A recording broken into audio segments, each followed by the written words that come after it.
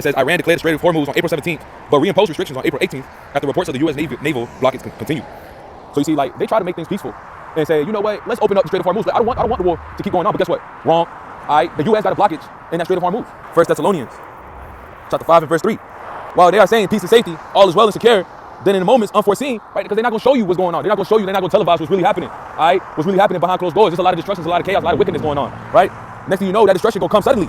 Destruction will come upon them suddenly, like labor pains on a woman, with a child, and they will absolutely not escape. But there will be no way to escape the judgment of the Lord Yahweh B'Shem Yahushua.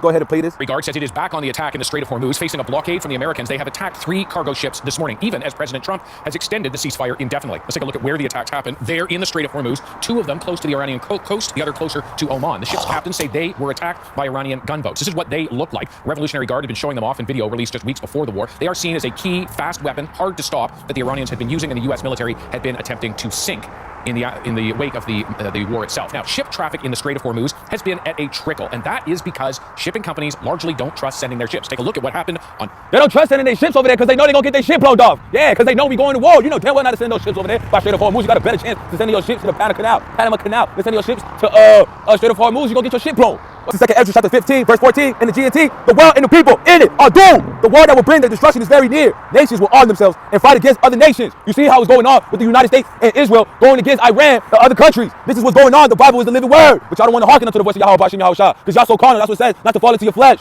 Be spiritual. Be in the mindset of Yahweh B'Shem Yahushua. Be in the spirit. There will be no longer free access to the cities because the struggle for power will bring destruction. The struggle for power will bring destruction, terror, total confusion wherever people live, driven by famine and terrible suffering. People won't be able to go to the stores and buy their groceries anymore. All right, because it's going to be all gone. It's going to be a famine. That's why the Strait of Hormuz, all right, it's not even just the Strait of Hormuz. Let's just talk about gas in general, the oil. You know what I'm saying? People use oil for different things, and they use it. One of the things that they use it for is to create plastic, so you can make, so the factories can use the plastic, so they can ship out the foods that you people eat. And if they don't have that oil, you won't be able to get those shipments. And the oil won't be able to. If the oil don't get across, these trucks, they won't be able to ship out the foods and distribute it to your local food supermarkets. All right, this is what's going to happen. All right, it's going to be a domino effect. It's going to be a domino effect. One by one, everything going to tumble, everything going to fall. Revelation chapter 11, verse 14. The second woe is past, and behold, the third woe cometh quickly. It's coming quick. World War III is coming quick.